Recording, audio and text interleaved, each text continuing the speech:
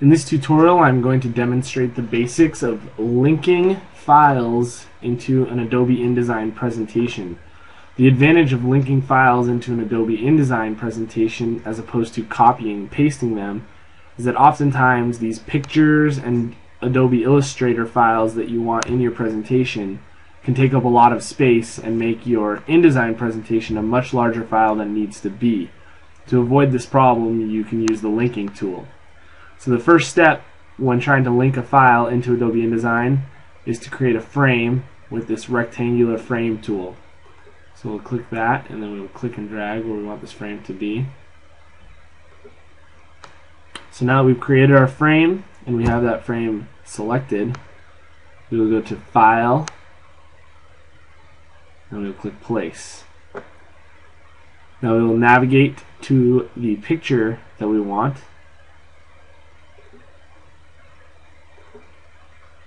Now, as we can see here, this picture is not fully captured by the rectangular frame that we created. To change the size of the picture, we'll double click on it and we can see that this brown frame extends beyond this blue frame. And we can move our picture anywhere around within the rectangular frame that we've created. So I want this picture to maintain its aspect ratio and change its size slightly. In order to maintain the aspect ratio, you hold Shift and then drag this corner up to the desired size. And now I have this picture at a size that I can work with, that I like. One thing you'll notice is that this rectangular frame creates this blue line.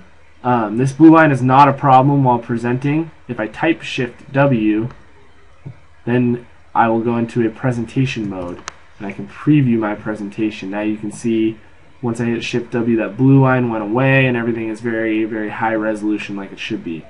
So if I hit Shift W again, I can go back into the workspace. Now if we want to link an Adobe Illustrator file, we will follow a very similar procedure. We will click and we will drag a rectangular frame, and then we can either go File and hit, or we can type Control D, and then we can navigate to whatever file we are looking for.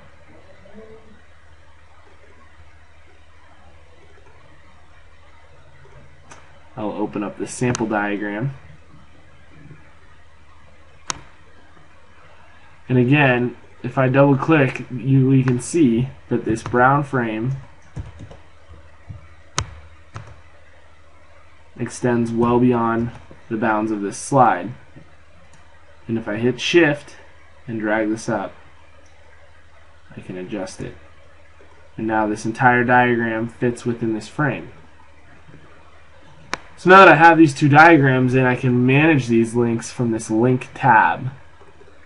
And I can see both of these links and that they're completely updated. But now let's say I want to actually make a change to this Adobe Illustrator file. Well, since I've linked it, that's not a problem. I can now go into that Adobe Illustrator file and I want to change this background.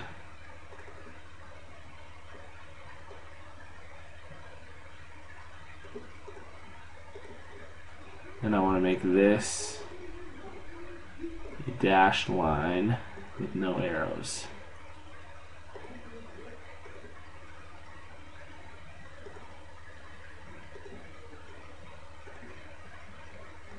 And I'll get rid of this rectangle. So now I've changed this diagram significantly, and rather than having to relink this diagram or recut and paste it if you had copy and pasted it, I can simply save this file.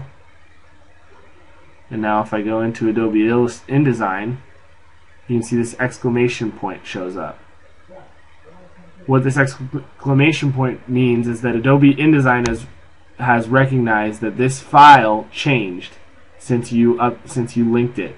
And if I double click this, it will update that linked file to the changes that I made previously. And again, if we hit Shift W, we can see that this appears how I want it to be presented. And now you understand the basics of linking files into an Adobe InDesign